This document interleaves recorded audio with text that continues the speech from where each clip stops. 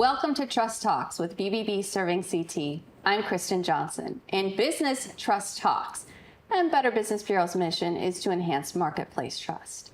In each one of our episodes, we hope to give you a better idea of what to look for, what to look out for, and what to expect so you can spend your money wisely and avoid being scammed. Today, we're covering the #1 most inquired about industry at Better Business Bureau. This industry received over 5 million inquiries last year at bbb.org. Can you guess what it is? It is something to do with your home, not in your home, but on your home, or rather on top of your home. It is the roofing industry. Not only did roofing contractors rank first across the country last year in the number of inquiries they received at BBB with 5.2 million, but second only to online retailers in the number of reviews they received, and 43rd for the number of complaints, just under 5,500. BBB ranks over 6,000 industries in all three of those categories. And joining me now is Catherine Davis. She is the president of Bartlett Brainerd Products Company in West Hartford, which has been accredited with BB, get this, since 1962. Catherine, thanks so much for being with us today. Thanks for having me, Kristen. Well, first, tell me a little bit about your company. So we're a company in West Hartford, been in business for over 85 years. We're an exterior remodeler and do roofing. I'm the third generation with Bartlett Brainerd, and I came in about 40 years ago to help my dad. What made you continue that family legacy? I'm really proud of the reputation that we have, and that we can be the contractor that people can trust. And it's been a nice career. Well, speaking of longevity, let's talk about the life expectancy of a roof. How long can you expect your roof to last? Well, your average roof lasts between 25 and 35 years, but there's many things that might change that. Are there things that we should be doing to make our roofs last longer? Well, one thing a lot of people fail to do is keep the shrubbery, the trees, and things from not touching the roof. You want to make sure that you don't have overlying branches, and that can add to pest infestation and mold, mildew, and lichen on your roof. So that's a #1 thing. You can let your roof breathe. So that eats away at the shingles? Or Yes, it does. What's the impact of that? Yeah, it eats away at the shingles. It all that kind of creeps under the tabs of the shingles. So that's a main thing. And you can also assess your venting and your insulation in your attic, because that heat from that attic can sometimes make the roof fail early. Oh, so how do you know when it is time to get a new roof? I mean, most of us aren't going on our roofs regularly. Right. So you're experiencing blow-offs in storms. You're seeing shingles on the ground. You look up and you see all this curling and cupping of your shingles. And those are mainly the reasons. And also, of course, if you have a leak. So a contractor may come in and tell you need to have your roof replaced when in reality it only needs to be repaired. How can we as a consumer know when a roof needs to be replaced rather than be repaired? Well, I guess you're going to have to rely on a trustworthy contractor. #1, if you think your roof is fairly new, hopefully it doesn't need to be replaced and there's just something funky happening. Or, you just get that trustworthy contractor in there to assess it. And I'd get a couple of opinions. You don't want to rush this process. Can you have an insurance adjuster come in and look at it? Insurance adjuster would not really be able to tell you anything. You really do need that trusted contractor. Okay. Now, I've heard that the off-season may be the best time to do this type of project. Is it true that you can get lower prices in the spring because materials are more readily available? Well, you can get a better price in the spring because people have not been doing roofing in the winter. So they're looking to boost their winter sales and start in the spring and get their schedule. So the spring is a good time to save money. We have winter discounts so you can start right off in the spring. And it also is a really good time to do roofing in May and June, April, May, and June. My next question was going to be, when does that work really start? Because we can once in a while get a snowstorm in March, so you really got to wait till April? Well, no, you don't have to wait till April. It's just the weather related. And you just don't want to do a roof in the dead of winter unless it's leaking, because you do want the temperatures over 32. Okay, let's talk about cost. Obviously, realizing it depends on the size of the home, but Do you have a ballpark figure of how much a roof replacement costs? Right. So you're anywhere between $10,000 and $20,000, depending on the size of the home and the scope of the work. What about reshingling? You can actually save money by just covering up the current roof instead of replacing it, correct? Exactly. So code requirement says no more than 2 layers of roofing on there because they're worried about the weight of the shingles on your rafters. Oh. So you don't want to do any more than 2. It was very common to do a second layer when we were doing a lot of 3-tab roofs. Now we're doing architectural roofs. To put a second layer on an architectural roof and have it look good, sometimes isn't very successful. So when you say 2 layers, does that include the current layer, the original layer, and then the one more time you can do that? And how much would that save you? Quite a bit, because you're not paying for dumpster fees, you're not paying for ice and water shield and any of the underlayment. You're kind of putting a Band-Aid on it. And how long does that Band-Aid usually last? Again, I would have to say about 20 years. Oh, okay. Okay. Well, Yep. that's pretty good. So you talked about all of these other things that come with the cost, dumpster fees. I mean, what are we looking at besides just the actual materials? For the Right. roof? So you've got dumpster fees, building permits. You've got to have all the components like starter shingles and ice and water shield and underlayment and ridge vent.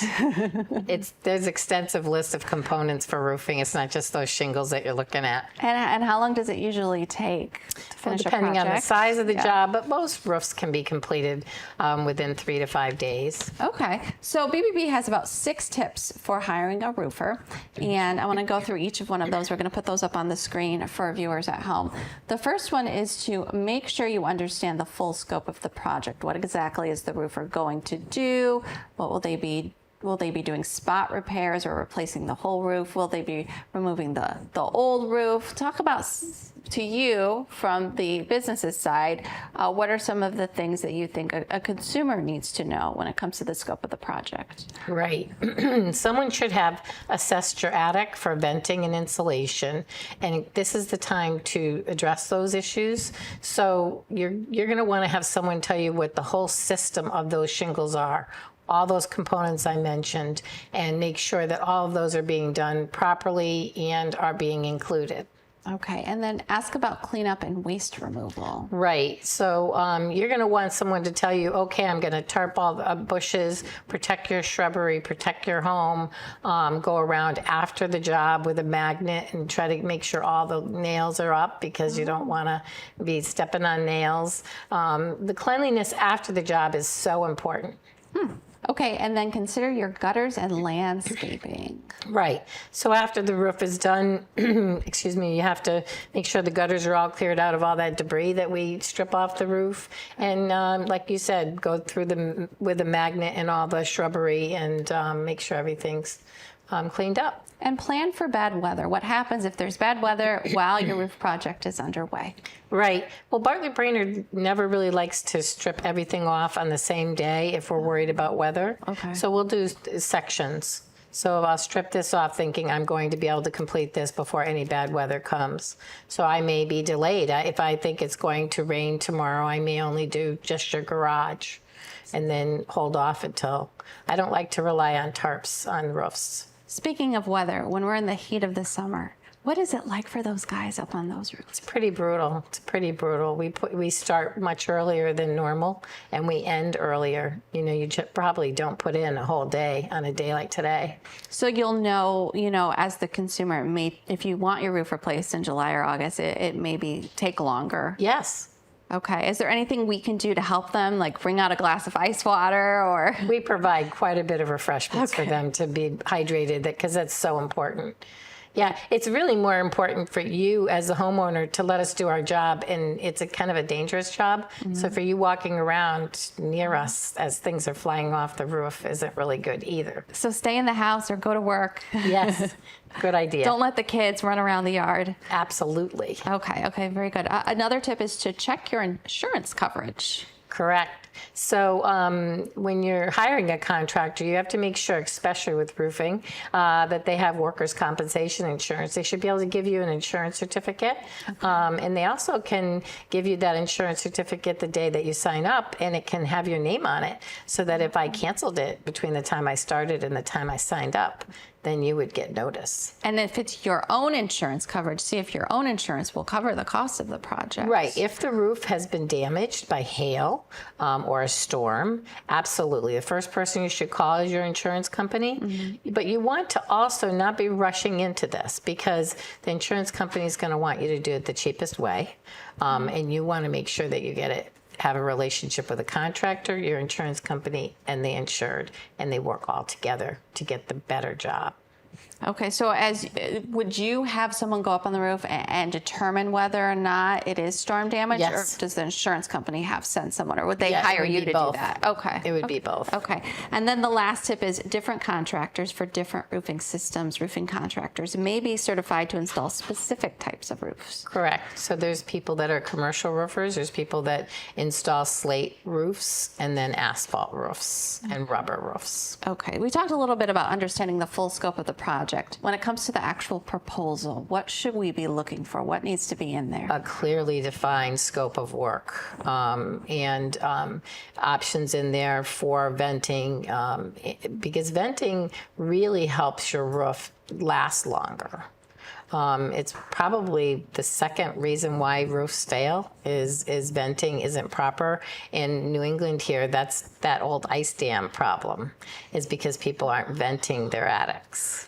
And so the roof caves in because It doesn't cave in. The unruly heat source creates that ice dam. Okay. So this is the time to really get educated on what the components are, what your specific roof needs, because you might have soffit overhangs and I do not. Okay. Things like that. So those are important things to look at: the scope of work, the components that are going in it, the training of the people that are installing the roof. You know, we're Owens Corning preferred contractor. We get an incredible amount of training and support from Owens Corning. Okay, and then also a start date and end date. Start date, end date. Typically, we recommend not to give more than a third down as a deposit and keep 2/3 for yourself Okay. to make sure you're happy at the end of the job. And once you're fully happy, then pay in full. Because one of the big scams out there is a large deposit up front and then the contractor disappears. Disappears. And so what are some of the red flags of being taken advantage of? Well, it's that old adage, hurry up and make a decision. So you want not to be hurried on this project, because this is the most important thing you're going to do to your home. You know, everybody loves the fancy kitchens, fancy bathrooms, the pools. Nobody wants to spend money on a roof, but it only keeps all the rain out, the mold and mildew. Don't be rushed. You want to do all your research. And, you know, BBB is a great resource for that. That fancy kitchen's going to be ruined if you don't have a good roof over it, right? Exactly. But roofs aren't fun, unfortunately. fun. They're not fun, and they are very expensive. There's a difference between being scammed and then just dealing with unethical people that you might just, do shoddy work. And you, fortunately, I guess for your company, but unfortunately have had to go in and fix a lot of problems. Right. Right. We get a lot of calls to redo roofs completely that are not very old at all. People are just disgusted that they either won't have the contractor come back or they won't come back. So it is a very bad field that there's not a lot of communication sometimes. The contractor won't call you back. They come out and say it's just fine. It's a very frustrating situation when you've spent all that money and invested in your home, and then you still have a leak. And do you feel like the problems are visible right away, or this is something a few years down the road? Unfortunately, a poorly installed roof can start to fail and show signs of that 6-7 years up the road. Okay. So unfortunately, it doesn't always happen right away. That contractor may not be around anymore. Right. Do you feel like that all the bad actors in the industry sort of ruin it for everyone else and make it harder for consumers to know who to trust? It is very difficult. It makes it very difficult. I think that when people get contracts in the mail and don't meet people and don't get a pulse on whether they're professional or not, that is another thing. Don't just get a piece of paper in the mail and then decide that price looks great. You want someone to explain stuff to you and to really be educated on the process, because then you can make an educated decision. The cheapest isn't always the best, is it? Exactly. So we've talked a little bit about the unethical marketplace, but what about just straight out scams? What are the most common scams you see in the roofing industry? Just kind of like that driveway scam. I have extra materials. I'm in the neighborhood. I can do your roof for really cheap. And again, rushing you, saying, well, I'd have to start tomorrow because I'm going on to my next job. So those are red flags, and that's just not. It's just not the way you want to go. You want to really take your time and get educated. In the end, it'll pay off to do that research on Absolutely. the front end. Yep. Because everybody wants to rush and get that off their list, but it's not one of those things that you should do that with. Especially if you're trying to sell your house and you just want to get it done so you can get out of the house, right? Exactly. And then there's storm chasers. Yes. The storm chasers are amazingly... they really talk people into rushing again. Don't worry about it. I'm going to work with your insurance company. Just sign here. Again, a lot of pressure. You have to hurry up and make a decision. I'm here today. I'm not going to come back tomorrow. And they are from out of state. They're not local. They're from Texas. Most of the storm chasers are. So you have to be very careful. I mean, I don't know if you remember, but Weathersfield got hit by that. There was a very bad storm there, and that they really a lot of people got taken advantage of. And you should also be wary of who you let up on your roof, correct? Exactly. You've got to be careful because, number one, they start going on your property. You don't know if they're going to fall on purpose or by mistake. You don't know if they're going to do damage to your roof when they're up there. So you really should just, by appointment, take your time, decide who you want to trust, do your research, go to the BBB sites, and find somebody that's reputable. No reputable business is just going to come knocking on your door unsolicited. Nope. Okay. Are there any professional organizations that we should ask if they're a part of? Well, there's NARI, which is the National Association for Modelers. Okay. We're also... you can go to the Owens Corning sites. You can go to the GAF sites. They often have their preferred contractors listed on their sites. So those are usually vetted by the manufacturers. So most of them are pretty good. Okay. Better Business Bureau has some other tips regarding roof repairs after a storm. Don't sign over your insurance check to a contractor. Get an invoice from the contractor and pay them directly, preferably with a credit card. Don't sign any documents that give the contractor the rights to your insurance claims. Resist high-pressure sales. As Kathy already mentioned, some storm chasers use tactics such as the good deal that you'll get if you hire them on the spot. And be wary of places you can't see. An unethical contractor may actually create damage in places you cannot easily access to get worth. It's easier for people to scam people when they can't see the finished product, and a lot of us aren't going to go on the roof. It's not safe for us to do that. So again, it's probably good to find someone you can trust before you enter into an agreement like this. Right. Okay. As I mentioned earlier, you have been accredited with Better Business Bureau for more than 60 years. What does that seal mean to your business, and what do you hope it means to your customers? I hope it means to my customers that we take honesty seriously, we take ethics seriously, and that their satisfaction is the utmost importance to us. And the BBB seal has always meant that for me and my business, and I've been proud to be a member for that many years. And we should mention that you don't just do roofing. What are some of the other services that... Right, so we do exterior remodeling, so that would be siding, roofing, windows, doors, porches, porticos, things like that. So anything on the outside of your home. And you keep your business small to an extent for a very important reason. Why is that? Right. I like to have a lot of control over the quality and be able to service what I sell and go back if they need me. Someone may call you and tell you they think their roof is leaking and it's their chimney, but they won't know that until you prove it and show it and give them a recommendation for somebody to fix it. I saw a joke when I was researching for today's interview. It said, if you think hiring a good roofer is expensive, try hiring a bad one. That's a good, nice saying. Yep. Well, remember doing your research ahead of time. It really can save you a lot of money, and it can save you a lot of headache. Kathy, thank you so much for your insight. Thanks for having me. I know I've learned a lot, and I hope consumers out there have learned a lot as well. We really appreciated it. You can find a reputable roofer at bbb.org. In fact, there are more than 600 accredited roofers right here in Connecticut there. So it shouldn't be hard to find one near you.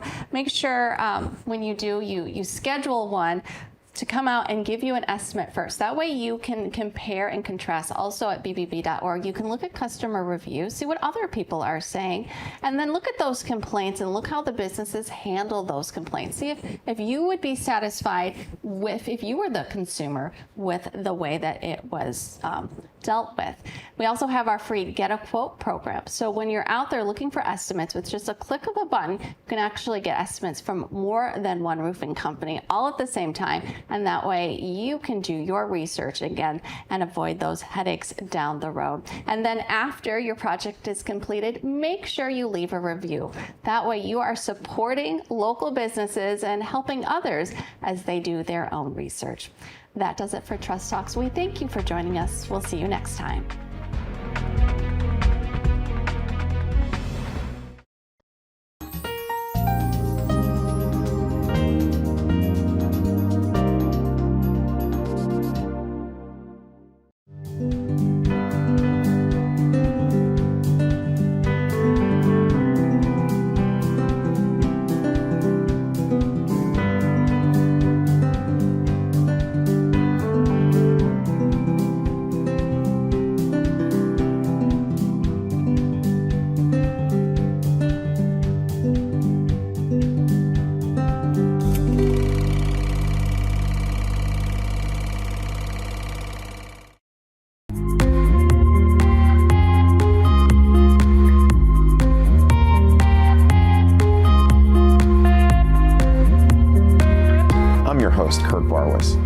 Today, I have a very special guest, Dr. Andrew Lin. Hello, and welcome to another episode of the Veterans Corner. My name is Chuck Wooden. Decision for ourselves for this week, if we want to be made well. Hi, welcome to the crack of dawn. It's Dawn Lombardi. I'm starting the painting. It's going to be the clips with some water. Love it. He took me on the sets of Lost in Space, Batman. Everybody has a story. What's yours? Until next time.